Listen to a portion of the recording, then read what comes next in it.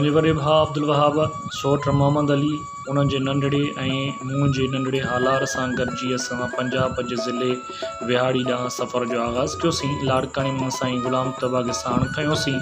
टंडरो मस्ती खां national highway वरितीसीं। रोड जे ॿिन्ही पासनि खां ज़रई ज़मीन में मौजूदु खजुनि जा बाग़ ऐं फसल अखियुनि खे ख़ुशी बख़्शी रहिया हुआ।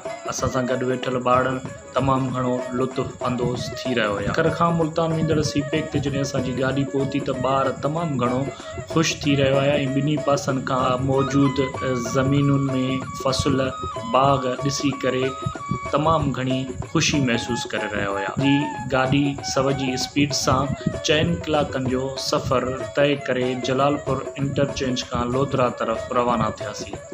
लोधरा पहुचण खां पोइ असीं दुनियापुर वारो रस्तो वरितो। दुनियापुर पहुचण खां पोइ असीं दोकोटा ॾांहुं रवाना थियासीं। दोकोटा जो रस्तो टुटल फुटल हुयो ऐं असांखे खोड़ सातिरो टाइम उन में लॻी वियो, पर सफ़र में असांखे का बि थकावट महसूसु न थी। ॿारनि जो जोश ऐं असीं खिल भोग कंदा जॾहिं असीं चक 70 KB पहुतासीं त अॻु में ई असांजे इंतज़ार में हाजी खुदायार सोरू, ख़िज़र हयात सोरू, अरशद बिरोही, मोहम्मद अमीन भट्टी मौजूदु हुआ, जिन असांजो इस्तक़बाल कयो ऐं असां गाॾीअ मां लही करे संदन जी बैठक ते वेठासीं। कुझु देरि वेहण खां पोइ मानी खाधीसीं।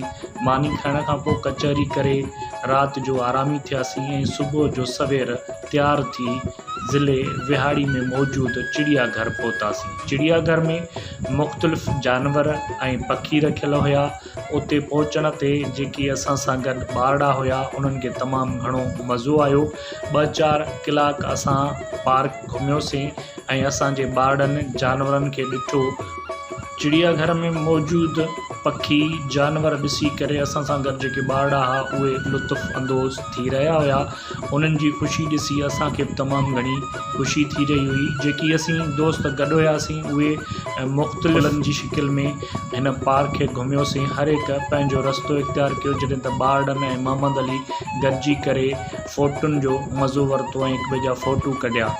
तमामु घणो थक थियण खां पोइ बाग़ में मौजूदु बेंचूं हुयूं जिते थकिजी पवण खां पोइ असीं कुझु घणियूं उते आरामी थियासीं, हिक ॿिए सां कचहरी कई। कचहरी करण बाद विहाड़ीअ जी मशहूरु मलाई खाई असीं वापसि चक 70 KB ॾांहुं रवाना थियासीं त रस्ते में ई उते हिकु ख़ूबसूरत बाग़ नज़र आयो जिते असीं कुझु घड़ियूं गुज़ारण बाद हाजी खुदायार जे ॻोठ पहुची राति जी मानी खाधीसीं।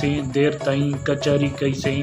उन खां पोइ असां आराम करे वरी सुभाणे जे सफ़र लाइ सोचियोसीं, प्लानिंग कईसीं त सुभाणे किथे घुमिजे।